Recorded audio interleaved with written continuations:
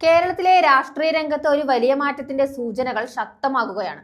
ഭരണ തുടർച്ചയോ അതോ ഭരണമാറ്റമോ എന്ന നിർണായക ചോദ്യത്തിന് ഉത്തരം തേടുന്ന ഈ ഘട്ടത്തിൽ സംസ്ഥാനത്തിന്റെ രാഷ്ട്രീയ ചലനങ്ങൾ ഒരു ദിശയിലേക്ക് വ്യക്തമാകുന്നുവെന്നതാണ് പുതിയ വിലയിരുത്തൽ.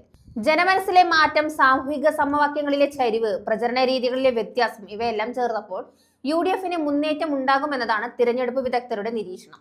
ഡെമോക്രസി വാച്ച് വെബ് ജേണൽ പുറത്തുവിട്ട വിശകലനത്തിൽ ഈ മുന്നേറ്റത്തിന് പിന്നിലെ 10 നിർണായക ഘടകങ്ങൾ വ്യക്തമായി ചൂണ്ടിക്കാണിക്കുന്നു. ഈ തിരഞ്ഞെടുപ്പിന്റെ ഹൃദയഭാഗത്ത് നിൽക്കുന്നത് മധ്യവർഗത്തിന്റെ മനോഭാവമാണ്. ജീവിത ചെലവിന്റെ ഉയർച്ച, തൊഴിൽ അനിശ്ചിതത്വം, സാമ്പത്തിക സമ്മർദ്ദങ്ങൾ ഇവയെല്ലാം ചേർന്ന് ഒരു വലിയ വിഭാഗം ജനങ്ങളിൽ അസന്തോഷം വളർത്തിയിരിക്കുകയാണ്.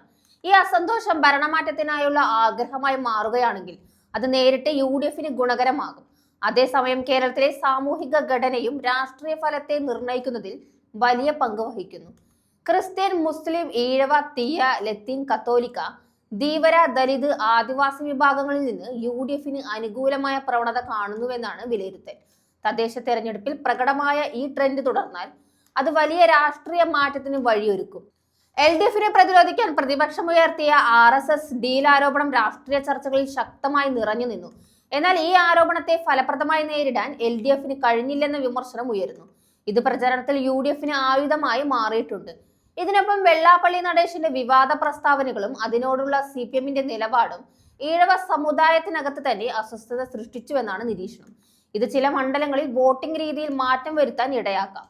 മുസ്ലിം വിഭാഗങ്ങളിൽ സ്വാധീനം ചെലുത്തുന്ന കാന്തപുരം വിഭാഗത്തിന്റെ നിലപാട് മാറ്റവും ശ്രദ്ധേയമാണ്.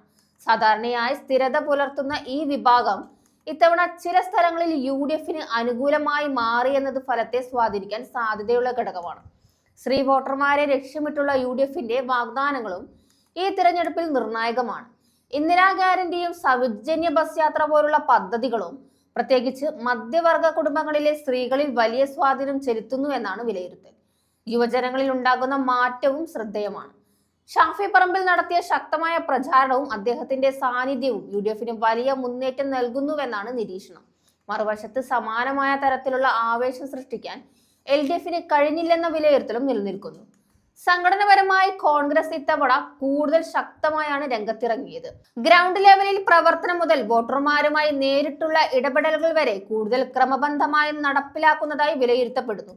ഇതിനൊപ്പം BJPയുടെ രാഷ്ട്രീയ തന്ത്രവും UDFന് ഗുണകരമാകുന്ന രീതിയിലാണെന്ന് വിലയിരുത്തൽ. കോൺഗ്രസിനെ ലക്ഷ്യമിട്ട് ആക്രമണം ശക്തമാകുമ്പോൾ LDFനെതിരുള്ള വോട്ടുകൾ UDFലേക്ക് കേന്ദ്രീകരിക്കാൻ സാധ്യതയുണ്ട്. അവസാനമായി ഇടതുപക്ഷത്തിനകത്ത് നിന്നുള്ള വിമർശനങ്ങളും ശ്രദ്ധേയമാണ്. CPM പ്രതിപക്ഷത്തിരിക്കുന്നത് പാർട്ടിക്ക് ഗുണകരമാകുന്ന അഭിപ്രായം ചില ഇടത് സഹയാത്രികരും സാംസ്കാരിക പ്രവർത്തകരും തുറന്നു പറയുന്നത് വോട്ടർമാരിൽ തന്നെ ആശയക്കുഴപ്പം സൃഷ്ടിക്കുന്നു.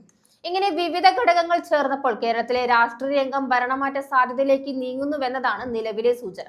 എന്നാൽ എല്ലാ വിലയിരുത്തലുകളും മറികടന്ന് അന്തിമ തീരുമാനമെടുക്കുന്നത് ജനങ്ങളാണ്. വോട്ടെടുപ്പ് അടുത്ത് വരുന്നതിനോടൊപ്പം ഈ രാഷ്ട്രീയ പോരാട്ടം കൂടുതൽ കടുപ്പത്തിലേക്ക് നീങ്ങാനാണ് സാധ്യത.